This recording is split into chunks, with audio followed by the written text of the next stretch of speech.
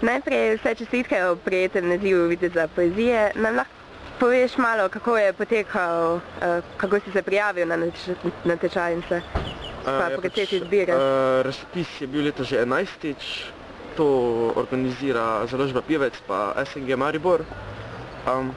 Poteka v 2 polfinalnih večerih, prispelo letos mislim, da je okrog 157 pesmi, pač jih zberajo 24 in na 2 polfinalnih večerih zberajo 12 finalistov. Finale poteka v Mariboru, tam sem pa potem zmagal. Si imel morda kakšnega mentorja ali si vse storil sam? Moja mentorica je gospa Alenka Prbišnik-Sešel. Ona me mislim, da lani obvestila, da ta razpis sploh obstaja, tako da sem hvaležen za vso pomoč pa svetovanje.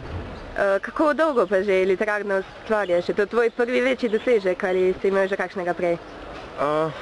Tako v srednji šoli sem dobil že par nagrad za srednješolski haiku.